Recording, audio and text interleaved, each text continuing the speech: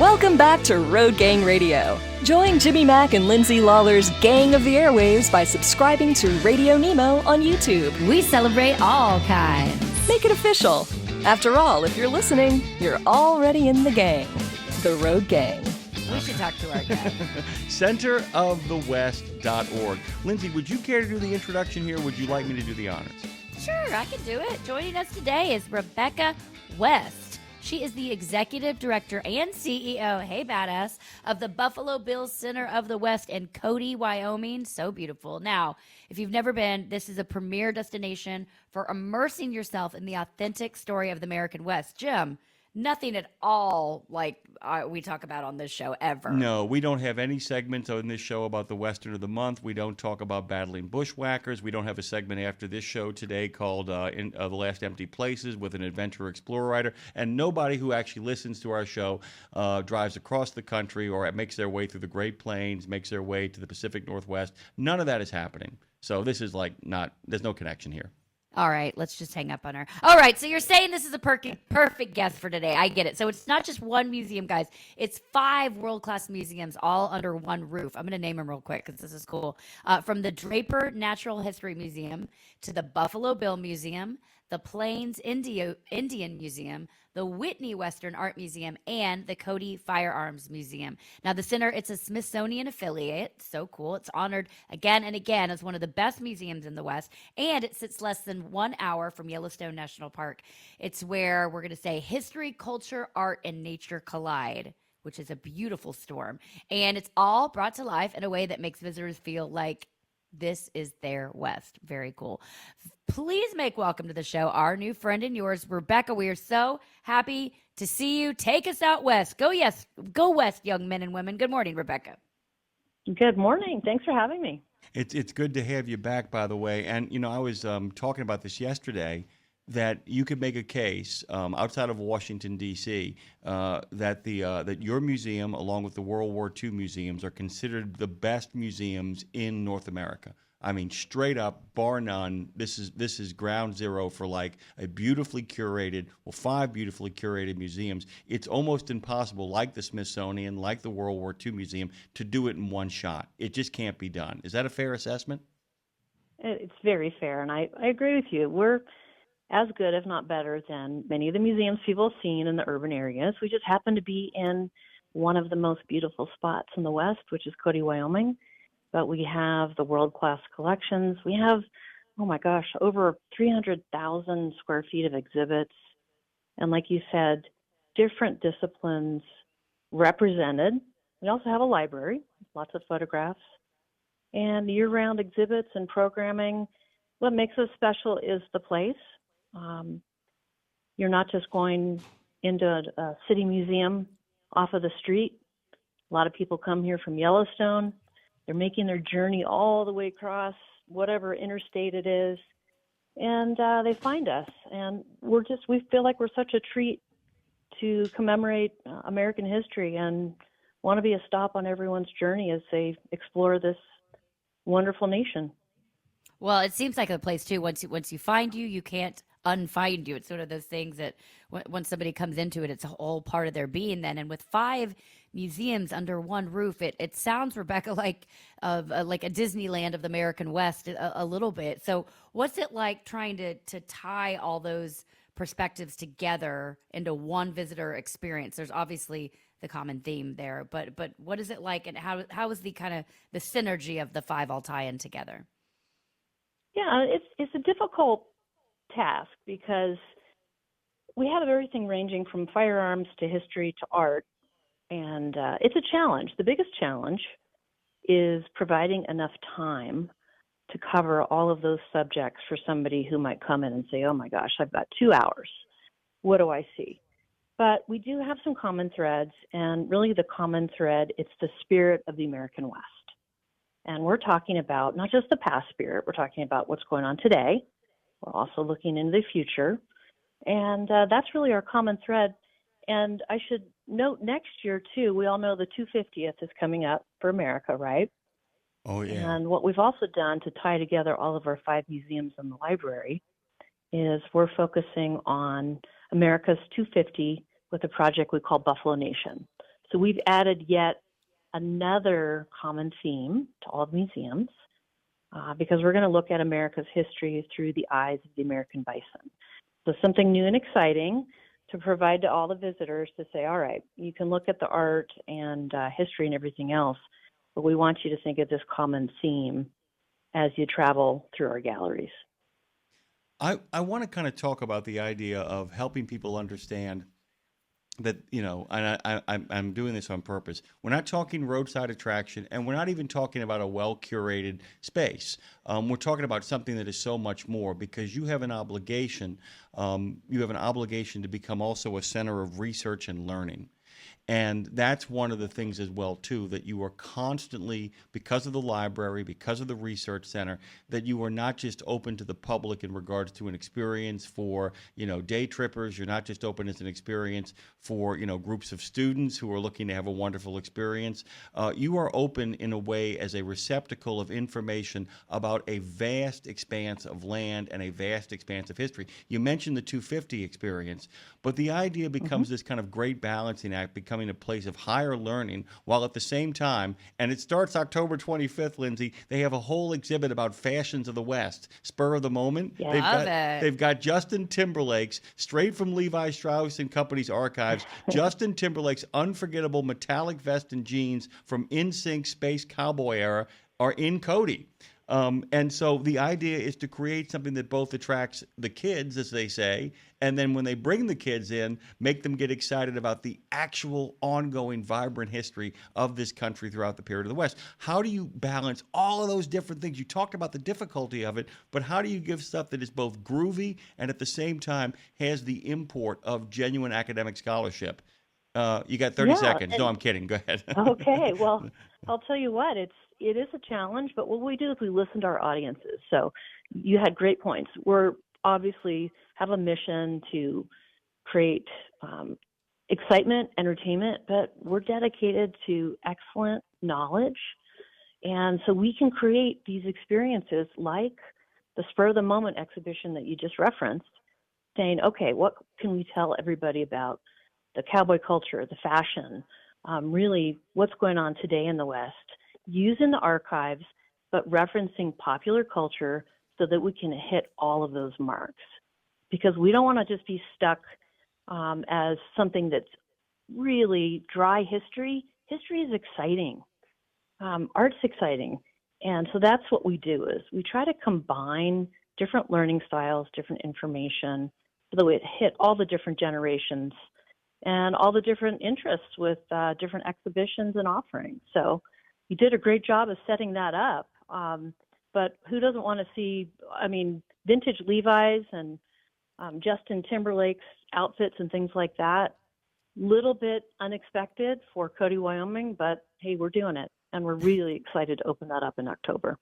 Well, and balancing it all, because there's something else going on here, and like from what we know and the legends and what Hollywood has shown us, kind of thing. And like, for instance, Buffalo Bill Cody himself, he was part showman, part myth maker. So I'm curious how you sort of balance out the legends of the Old West with the truths and the complexities of history when you do tell these stories, because there's legends and there's the truth, and then there's the actual truth in between. So how do you sort of balance all of that? Yeah, absolutely. One of the things we started doing is taking on those myths versus truths. Buffalo Bill really did build his reputation on some fact, but he definitely played up the romanticism and the myth. He was really good at that. And that's what a lot of people know about the American West up until today, is they really have a hard time separating what's truth and reality. Look at shows like Yellowstone. We have people that come out and think that everybody lives like the Duttons. Rebecca, not true. Do they think Kevin Costner is going to be there greeting them when they get there? People are that stupid sometimes, aren't they, with all due respect? I think some of them hope so. We wouldn't mind having Kevin here. But we do take on those myths, and we try to analyze them. And we don't say, that's not true. But you can a lot of times tell where myths came from, how they developed. But then what we like to do is pull people back into reality and say, okay, so it's okay to believe this if you really want to. You can kind of wallow in this and enjoy it and have fun with it. But here's the facts. So if you want to know the real truth, we can provide that too. We feel like it's really important because information is so easy to get these days, even on history.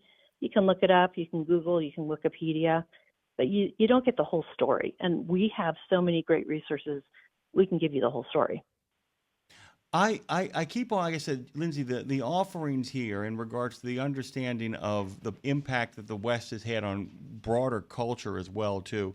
Coming up, by the way, in January 25th of 2026, is they have an offering called Pop Goes the West. And it's going to be open from now until January 25th at the Center for the West, and they're going to be exploring the intersections between popular culture and the American West. But what they're looking at is, when I say pop, I literally mean pop art. I mean, the Lichtenstein stuff, the Andy Warhol stuff, and all of that to kind of, and I'm a big fan of this kind of work, by the way. I didn't realize until I saw this part of the website how pervasive their work in regards to kind of embracing the American myth. And that the idea that there is so much art, you guys have curated over there. There is, like I said, there are genuine art exhibits. Part of the 5 museums isn't just about history, but it's about the art that was created, inspired by the West. At what point do you guys begin to look for the next big thing in regards to how art and how the cultural arts are responding to the West, and then begin to make a decision, we want to do something about that? What is the process by which you guys say we should really pursue something and begin to build an exhibit, a curated segment, or something that is more permanent? It's hard to keep up, really, because what's happening with Western art and Western culture is it's here. It's right here. It's right now. It's evolving so quickly. We try to plan exhibits out, ideally, really about 3 to 5 years in advance. So that can be an exhibit like Pop Goes the West that's on contemporary Western art and culture, but also historical exhibits. But one thing that we do to really keep in touch, I'm in my 50s, so I'm not one of the cool kids anymore. We try to keep in touch with, through different generations of staff, what's going on with art through social media. We like to travel a lot and see what's going on at other museums, different art shows, things like that. So in order to keep up with all of this and also keep up with our audiences, it's a constant struggle. So planning ahead and planning an exhibit, something could change pretty quickly, but we're just really trying to stay a little bit ahead of the curve and keep up with trends and try to keep things fresh and exciting. And Pop Goes the West is a great example. That is one of the brightest, most vibrant exhibitions that we've done in a long time. It's been wildly popular with all kinds of generations. We have some kids features down there with little dioramas and selfie stations. And I was just down there yesterday and saw this woman who looked like maybe grandma age. And she was down there doing the selfie station and playing with the kids' items. So that's part of trying to keep up with exhibitions. And we also balance it out. So we won't have only art exhibitions for 3 straight years. We're planning a children's exhibition for 2028. And we try to mix it up a little bit too, so we can create a little bit of that variety for people who are traveling here. But it is a challenge. Planning exhibits is a full-time job, and we've got a great staff who helps us do it. So we're planned all the way out through 2029 at this point. Guys, I know a lot of you guys can't immediately race out to the center. You can't make that happen tomorrow. I would really encourage you to go to the website as well. It is so wonderfully interactive in regards to giving you a vision of what's happening over here.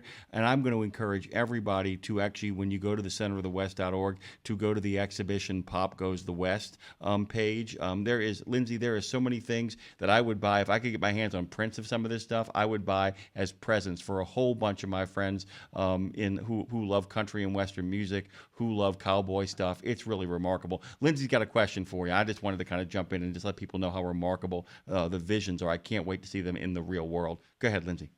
Well, you also do have to. You're talking about keeping up with just generations and whatnot, and it's also keeping up with living cultures here. For instance, the Plains Indian Museum, and by the way, Indigenous Peoples Day is coming up. It's Monday, October 13th. That is coming up. So I'm curious when That's you right. keep up with that living side of things, because the Plains Indian Museum offers this living perspective, not just historical.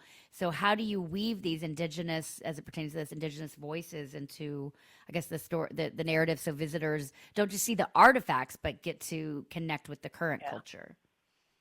Yeah, and that's a big passion of mine. Before I was director, I was the curator of the Plains Indian Museum. And when we just talked about myth and reality, you would be shocked at how many Americans, and especially Europeans too, don't understand the presence and the variety and how many different indigenous people are represented in the United States. They really think of indigenous people as something out of the past. So what we do is bringing in contemporary indigenous artists to the Plains Indian Museum, indigenous speakers. We try to get representatives from different tribal nations, especially around the Rocky Mountain West, to actually come in and present and participate in our programs so people can have an interaction and say, okay, I got to throw out my whole misconceptions of indigenous people and indigenous history. It's certainly not something that's part of the past. These are vibrant, beautiful cultures who are creating incredible art, have rich histories, and are an important part of the history of the West, too.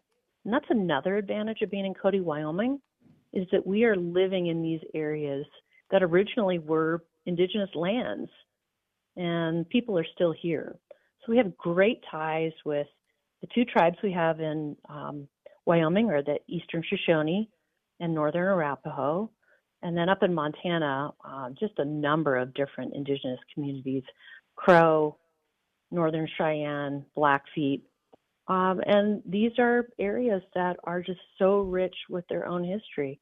So we're excited to share this through the Plains Indian Museum, which actually is a mix of the past, the present, but we also talk about what's the outlook for indigenous people. And that's a big tie to Buffalo Nation, is looking at the history of the buffalo and how that related to indigenous people is really a great symbol of resurgence and optimism for the future, because indigenous people are definitely holding their own and creating, after some pretty difficult history, especially during westward expansion. So it's exciting, and we're pleased to work with these different communities and give people a really good look at what's going on here in the contemporary West. Rebecca, I have to tell you real quick, just a funny story. So I'm Choctaw, but I for some reason identify with it more than like my mom. My mom's always like, you can't be more than I am. I'm like, yeah, but I just identify with it more for whatever reason. And I happened to call one day 1-800-CHOCTAW. That's obviously not the number, but I called them back in Oklahoma, and I just said, I'm a card carrying member. Can I speak to the chief? I ended up getting a tattoo with his handwriting, and then because of it, I've become like more immersed in that culture. But my point in bringing that story up is that it took me just like making a call and then being like, yeah, let me connect you, and then seeing what happened.